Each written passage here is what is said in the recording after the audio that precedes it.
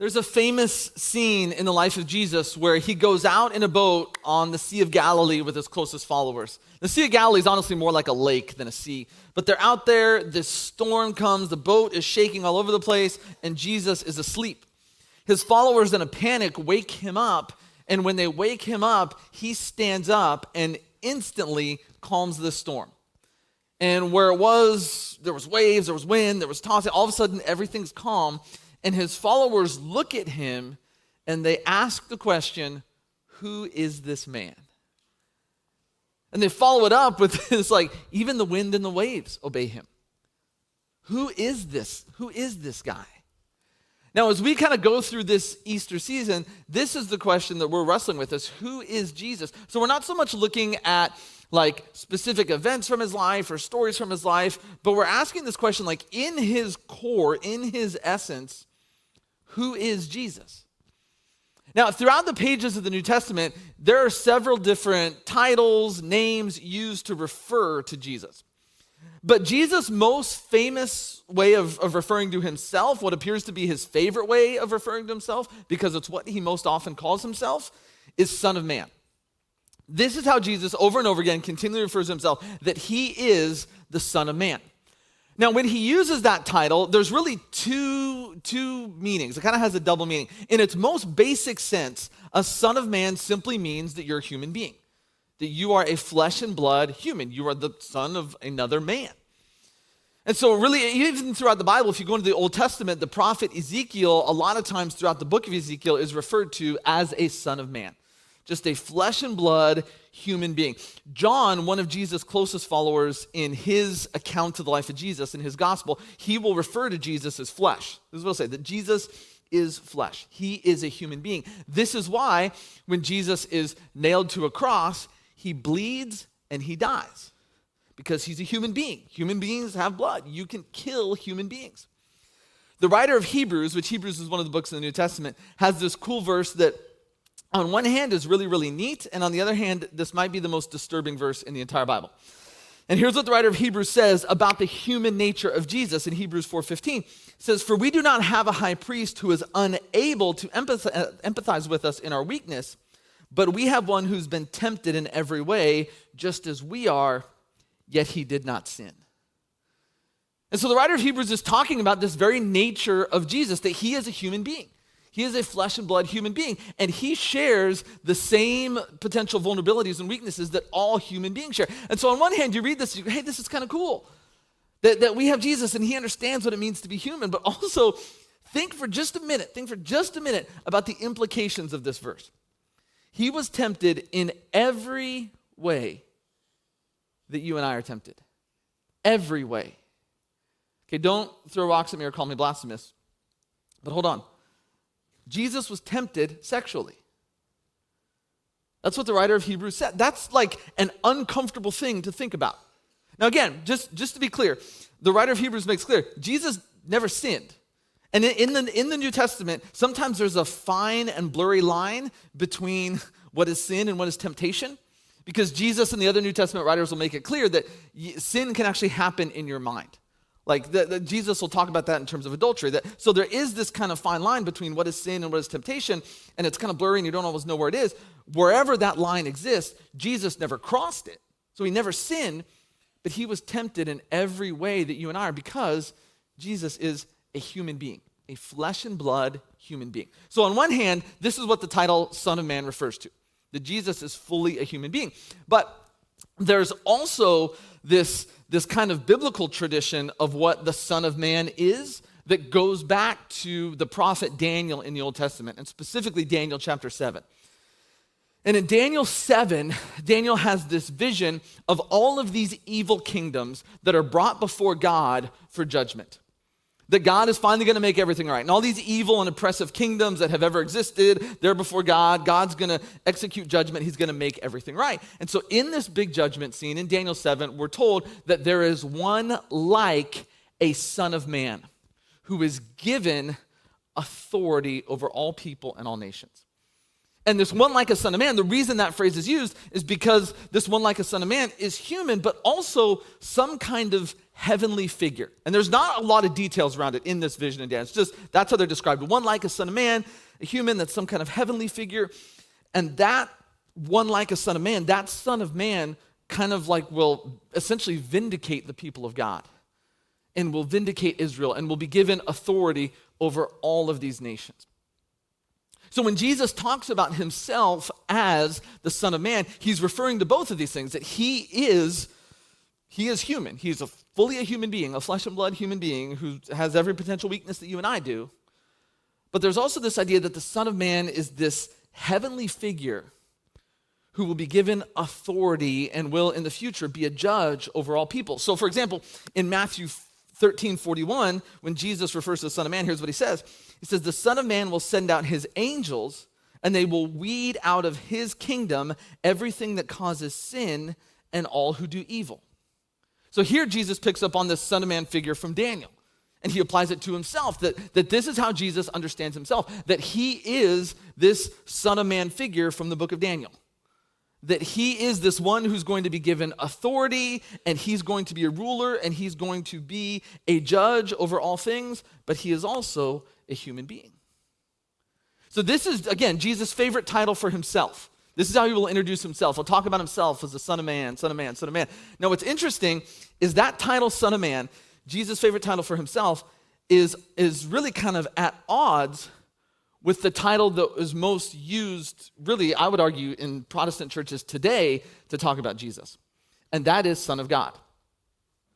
Typically, when we refer to Jesus, this is how, within the context of churches, this is how we'll refer to Jesus, this is who Jesus is. Jesus is the Son of God. And when you put those two things together, there's kind of some tension there, isn't there? Because on one, he's like, okay, well, he's the Son of Man, but how can you simultaneously be the Son of Man and at the same time be the Son of God? Now, when you talk about Son of God, when you talk about that title, so we talked about Son of Man, we'll hold on to that, file that away, we'll come back to that, but I want to talk about the title Son of God for a minute, because that is also an incredibly significant title. It's not a generic title. It is a title that in the world of the New Testament is loaded with meaning and significance. Now, Jesus will talk about God as being the Father of all humanity, that all human beings are image bearers of God. And as such, all human beings are children of God. So when Jesus teaches people to pray, this famous passage, the Lord's Prayer, Matthew 6:9, this is how he teaches people to pray. He says, this then is how you should pray. Our Father, meaning all of us as human beings, our Father in heaven, hallowed be your name. So Jesus will make it clear that God is the creator, he is the Father of all of humanity. And what Jesus does that just blows people's minds is Jesus actually introduces a level of intimacy with God the Father that no one ever thought was possible. Sometimes when Jesus refers to God, he'll use the word Abba, which is essentially like daddy. And so that kind of relationship is really this intimate relationship between a father and son. And in the world that Jesus lives in, like the relationship with God is, people may have seen him as Father, but it was far more formal and far more strict. And Jesus says, no. It's actually way more intimate and way more personal than that. And so on one hand, Jesus will talk about God as the Father of all of humanity, but at the same time, Jesus will describe the relationship between him and God the Father as being incredibly unique. And it's far more intimate than even the relationship that the rest of us would have. So yes, God is the Father of all humanity, but with Jesus, there is this special and unique relationship. Now, Son of God was sometimes, if you broaden it out to the broader culture that existed even before Jesus showed up in other kingdoms and other nations, Son of God sometimes was a term that was used to refer to kings of other nations. When those nations they would look to their king and say, this king is the Son of God. Actually, in most pagan nations, it was far more likely that you would just refer to your king as a god, not necessarily the Son of God. And a lot of times when kings would take the throne, when they would take over usually for their father, right? Their father would die and the oldest son would become the new king. That king would take a divine name, like an enthronement name, like now you're the king. You know, you've gone by whatever bill your whole life, but now you're going to be the king. So you have to take this divine enthronement name. And it was actually celebrated as the birth of a god. That when you became king, you became someone new. You became divine. Now you weren't just like one of us. Now you're this new thing. In places like Egypt, the pharaohs used to be called good God, or even they were often referred to as Horus. Horus is the famous falcon god in Egypt. And so it was understood that whoever the pharaoh was, that when they became pharaoh, they would receive this divine name, and they then became the manifestation of this God on earth. Really, Rome was probably the nation that most deitized their ruler, which was Caesar. And Caesars were worshipped as divine. Caesars were gods. And Caesars would be referred to with names like Lord, Savior, God, Master, that this is how ancient civilizations looked at their rulers, or probably more likely, this is how ancient rulers forced their civilizations to look at them, that they were these divine beings. Now, that phrase, Son of God, could also be used, didn't necessarily have to be used to refer to royalty. Sometimes the term Son of God was just referred to as like great heroes. Like even within the tradition of Israel, you might look at somebody like Moses, who was this great prophet, who did all these incredible things. There was all these great miracles. You might refer to Moses as, this guy was a son of God because look, he did all of these incredible things. Or even with like pagan Greco-Roman mythology, you would refer to characters like Hercules or Achilles, these heroes, whether or not they were real or not, doesn't matter. It's like, hey, these are the heroes of these stories. These are sons of God or sons of the gods. And when you referred to someone as a son of a god, it had to do with their status.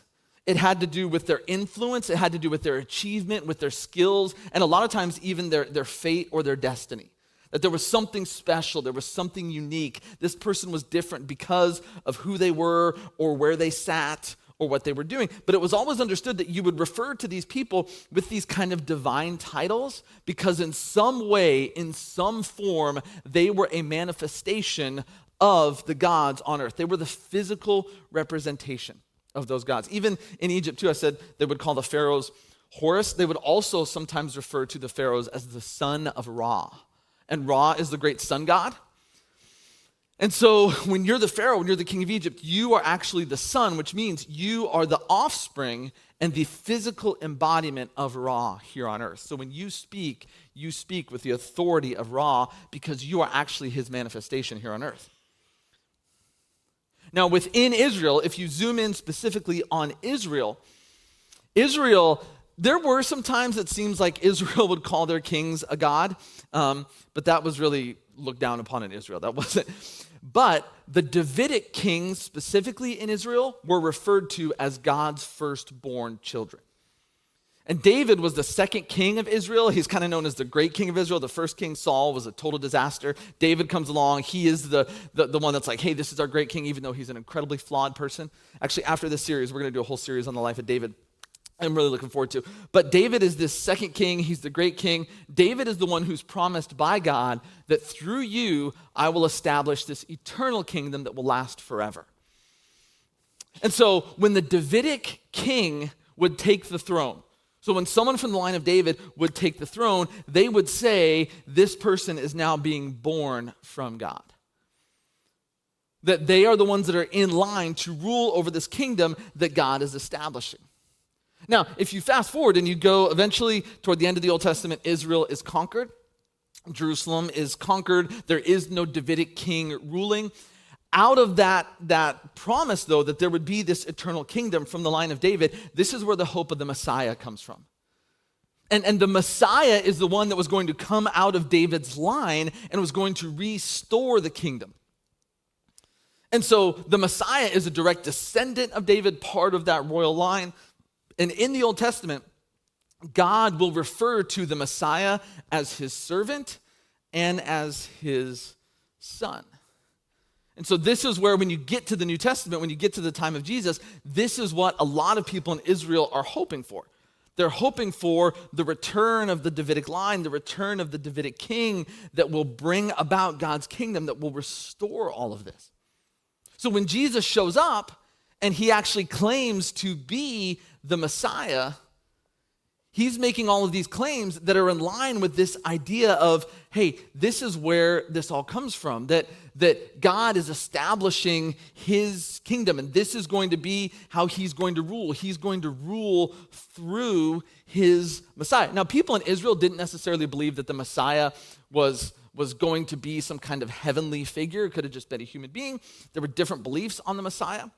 But when Jesus is called Son of God, it's kind of blending these ideas both from Israel and the Messiah, but also from these other surrounding kingdoms that, hey, Son of God is about royalty, but it's also about the manifestation of God on earth, and this is God in human form. And what's interesting is there's twice in Jesus' life, actually there's 3 times total in Jesus' life, that God the Father actually speaks verbally. John records one of them, but the other 2 happen at kind of the opposite ends of Jesus' earthly ministry. Jesus' earthly ministry lasts about 2 or 3 years, and it begins with his baptism. He goes out to the Jordan River where he's baptized, and John baptizes him, and when he comes up out of the water, a voice verbally, like God the Father, verbally speaks from heaven, and he says, "This is my Son whom I love, and with him I'm well pleased." So God actually calls Jesus his son. This is where we get the title Son of God from, is God actually says it. There's another event toward the end of Jesus' life that's called the Transfiguration. He goes up on this mountain with a few of his close followers, and when he's up there, there's like this bright light, and then there's these 2 great Old Testament prophets that show up, and everyone's all blown away, and God again speaks, and he speaks pretty much the same thing. He says, "This is my Son whom I love, I'm well pleased, listen to him."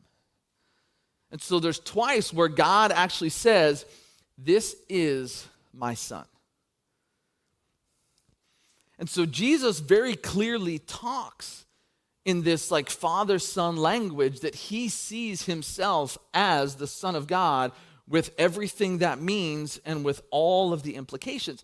But the language that Jesus uses when he talks about himself as the Son and when he talks about God as the Father is this incredibly intimate, connected language. He says this in Matthew 11:28. Jesus says, "All things have been committed to me by my Father. No one knows the Son except the Father, and no one knows the Father except the Son, and those to whom the Son chooses to reveal him."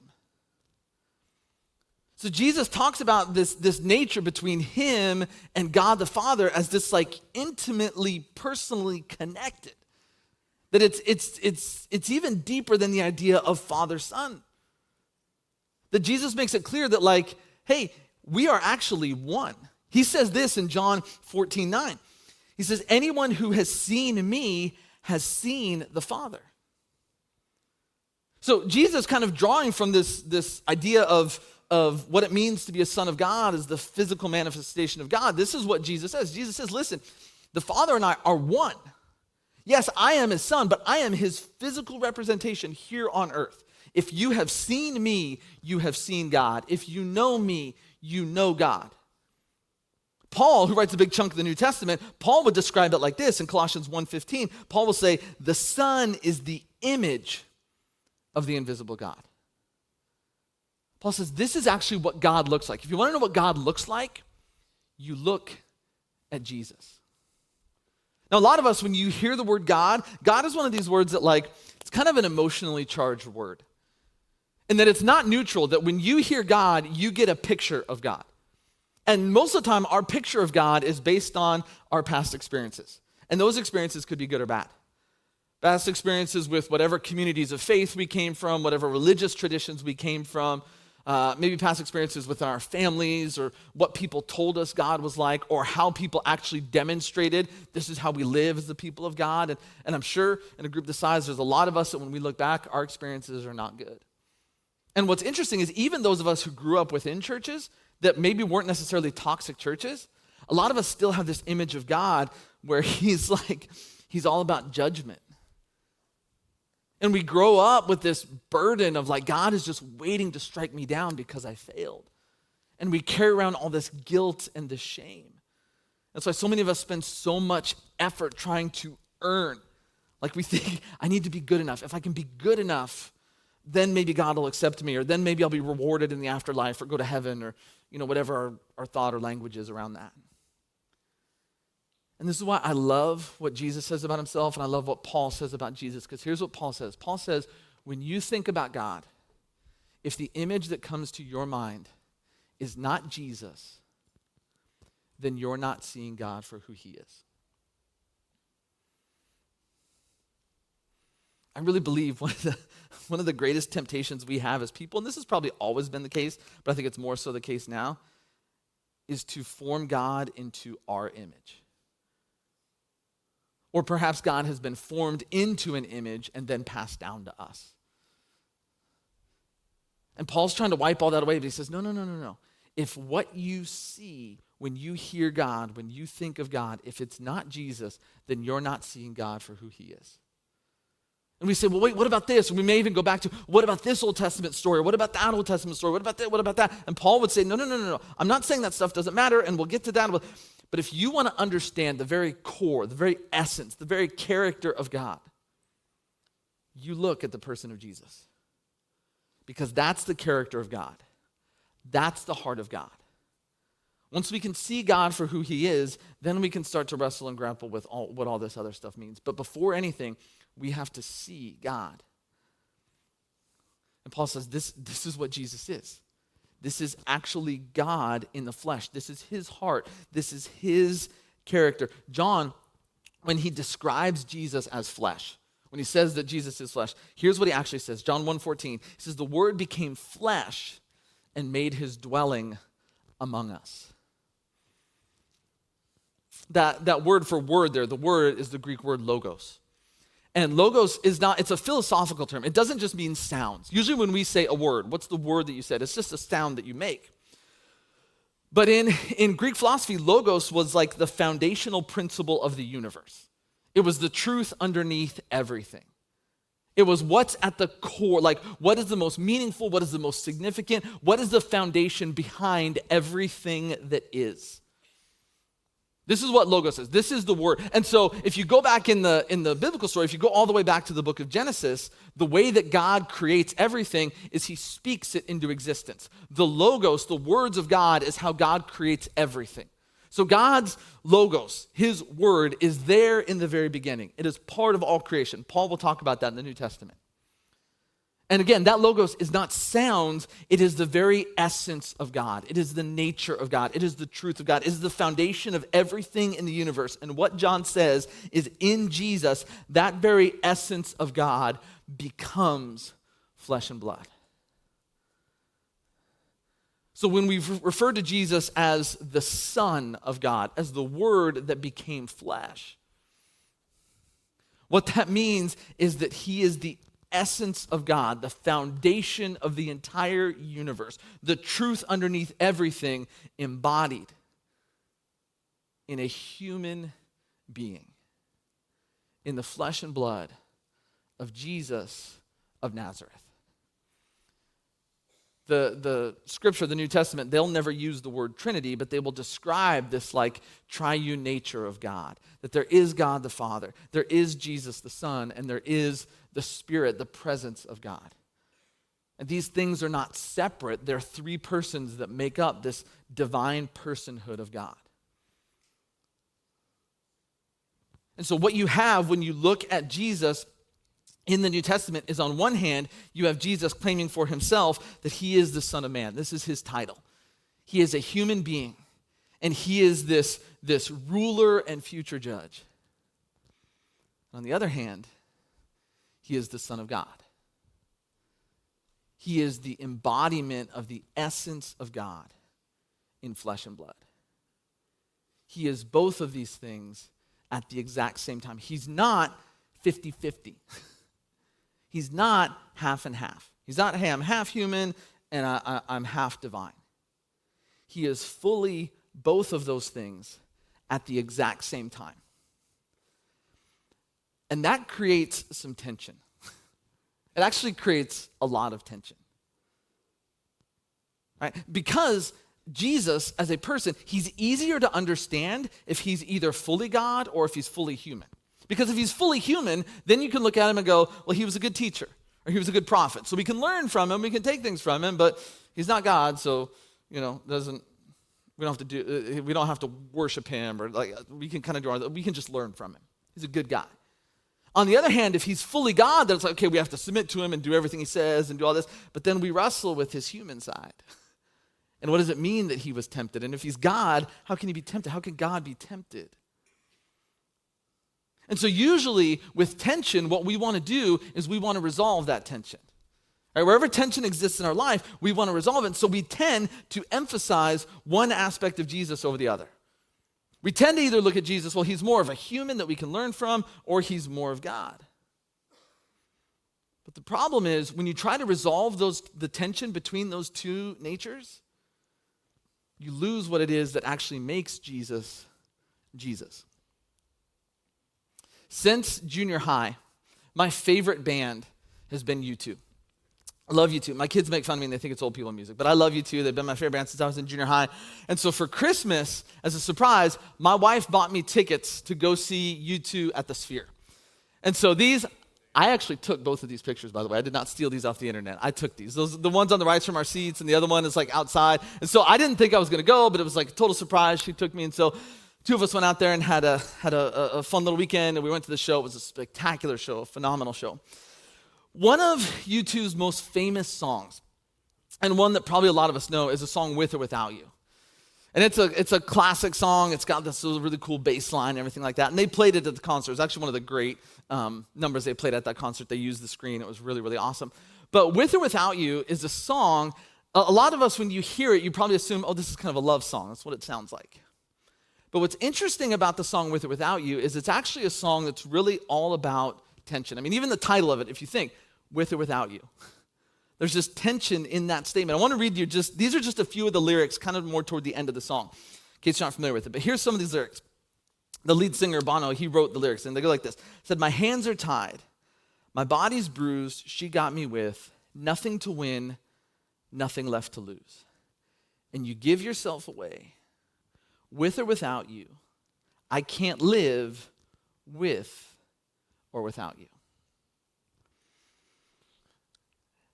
Bono recently released a book called Surrender. It's kind of his like biography or memoir. And in that book, he talks about this song. He talks about a lot of songs, but he talks about this song. And I've even heard and read interviews that he's given about this song. And the heart of this song, what the song is really all about, is it's about tension. And specifically in his life, it's about the tension between being a husband and being a touring musician. And in his book, Surrender, he talks about one instance where he forgot his wife's birthday because they were in the midst of recording and doing things, and he felt like a total dirtbag. And so a lot of times these two core essence of who he is, right? I'm a husband, I'm a married man, I have this commitment to my wife, and I love my wife. But on the other hand, I'm a core member of this touring music group, and we record and we tour and we're gone. And so these two things that are central to his life, a lot of times they're at odds with one another. There's tension there, and so what do you do with it? So this song, With or Without You, is actually about the tension that he experiences in his own life of what do I do here? How do I live? How do I live faithfully as a good husband? And at the same time, how am I good to this band that I've committed to, that this is my career, this is how I provide for my family? What do I do in the midst of all of this tension? And what he says, he doesn't really say this in the book, but I've heard him say this in other interviews, is when you get to the end of the song, the last line of the song is With or Without You. But he says it a little bit differently, at least in the recorded version, than he does than he does the other times in the song he says it. And what he says is the ultimate conclusion of that song is that who he is as a person isn't one or the other. But it's actually living in the tension of these two core parts of who he is. That's what makes him who he is. Not one or the other, but both of these. And how do you learn to live in the tension when there's these two core central parts of your life that are pulling you in different directions? If you go back to the opening of John's gospel, when John talks about Jesus becoming flesh, here's actually what John says. Here's the whole statement. It says, the Word became flesh and made his dwelling among us. We've seen his glory, the glory of the one and only Son who came from the Father, full of grace and truth. Grace and truth? You ever found yourself trapped in a situation where you feel like you have to choose between those two things? In a relationship, maybe a dating relationship, a close relationship, or maybe a relationship with your children or close family members or friends, where it's like, hey, something's going on and you find yourself like, what do I do here? How do I respond in this situation? Do I do what's graceful and loving, or do I do what's right, and do I do what's truthful? See, a lot of times we get pulled in these two different directions. And what John says about Jesus, about the Son of Man and the Son of God, is he says at the very core of who Jesus is tension. It's the tension between being fully divine and fully human. It's the tension between grace and truth, between love and between righteousness. See, you and I live post the Enlightenment, or what sometimes was called the Age of Reason. And the Age of Reason was like this kind of movement in Western thought that really kind of encompasses the Enlightenment is one of those, but the Renaissance, even the scientific revolution, where we kind of transitioned from like the ancient mindset, where the ancient mindset was everything that happens, the gods are causing it to happen, everything's fate. And really what happened over the course of the Age of Reason is that human reason and logic came to triumph. Right? This is what's most important. And part of that transition is, as human beings, we want to understand everything. We want to explain everything. We want to know everything. And so in that transition, there's a lot of good things that happen. There's a lot of good things that because, reason has come to dominate things, there's a lot of things we've been able to do, a lot of things we've been able to figure out to help make life better for a whole bunch of people. But I do think that in that transition, one of the things that we have lost as human beings, particularly in the West, is we've lost the ability to live within tension and to live within mystery and to live within paradox.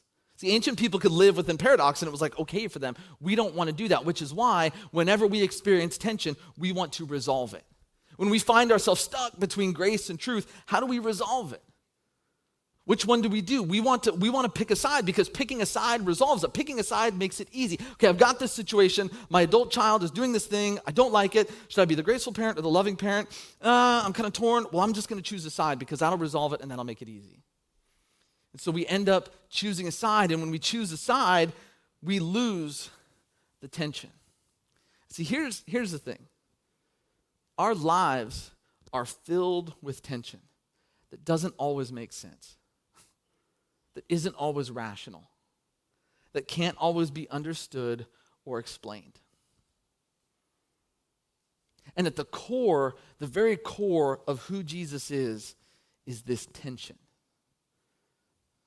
This tension between being fully God and embodying the heart and the character of God, being the image of the invisible God. This is God himself in a flesh and blood human body. And he's also fully a human being that is tempted and that hurts and that cries and that struggles. And within Jesus is, John says, the fullness of grace and truth. Again, not 50-50, the fullness of both. And if you try to resolve either of those things, if you try to make Jesus fully God or fully human, if you try to make Jesus fully truth or fully love or fully grace, then you will lose what it is that actually makes Jesus Jesus.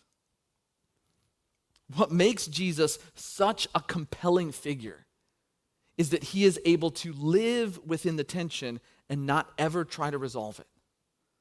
To be both at the same time, truth and grace. To be both at the same time, God and human.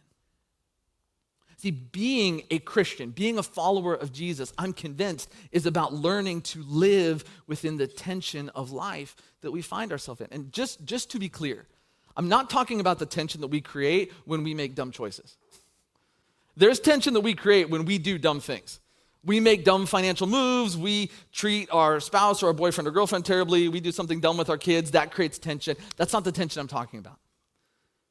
Again, I'm talking about the tension that exists between grace and truth, between love and between righteousness. I shared with you that kind of little interesting fact about With or Without You. Part of the reason I shared that with you is because I find that, at least in my life, that to be one of the biggest tensions that I wrestle with. There's a huge tension in my life between who I am as a person and even who I am as a father and the nature of my family and what I do. as a pastor and what that means for me and what that means for my family. And I've spent years trying to resolve the tension that exists between those two things. But what I'm learning is that it's not there to resolve. It's there to live in, to find the beauty in that even in the midst of that, God is working and doing these great things. See, the whole thing about faith, the whole thing about at least Christian faith is not about walking into a situation and having all the answers. And saying, here I am. I know everything. God has revealed everything to me. I know it all. Christian faith is about walking into the messes of life, into the tension of life.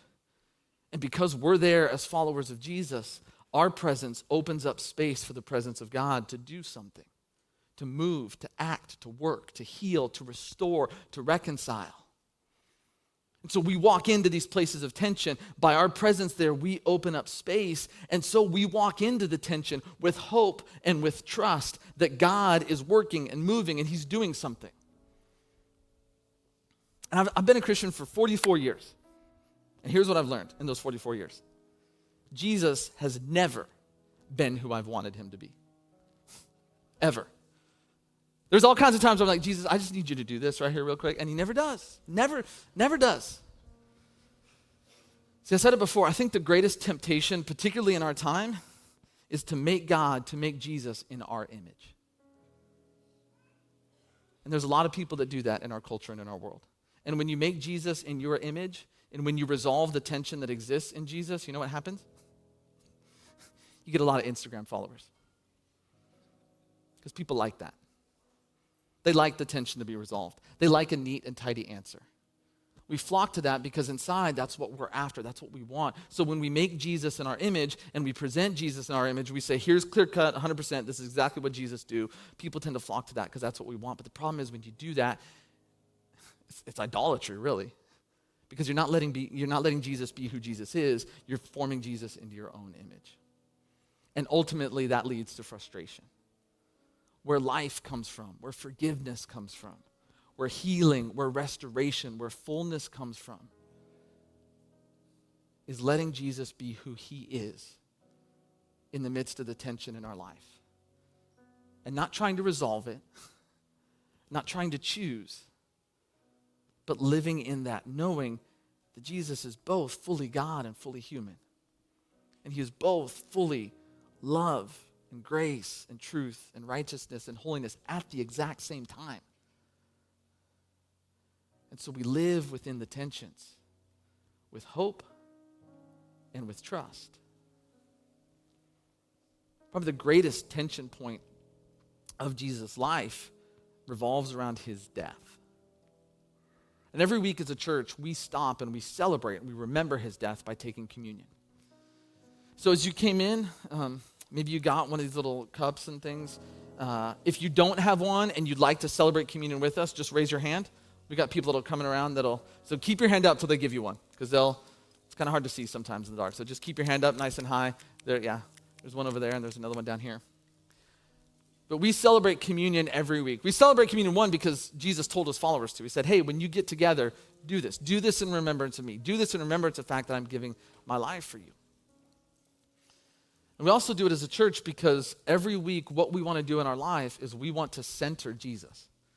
Everything we do as a church is all about Jesus. That's what the early church was known for, is the early church took Jesus and put him at the center of everything.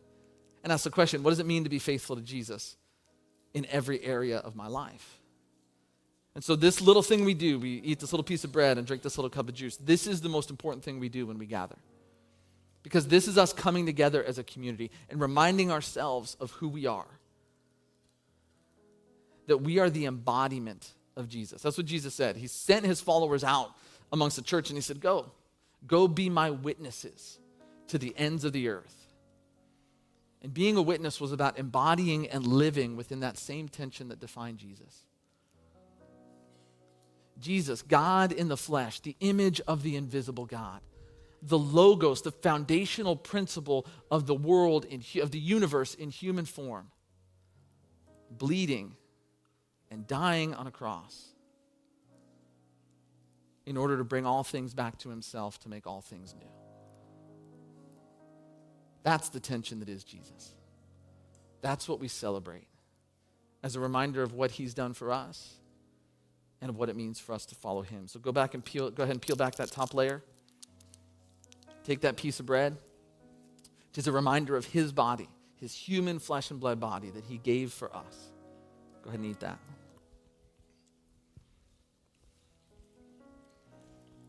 And peel back that next layer.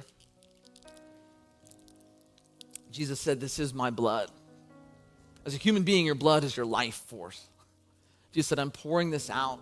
I'm giving my life so that you can have life." So we drink this to celebrate that. Go ahead and drink that.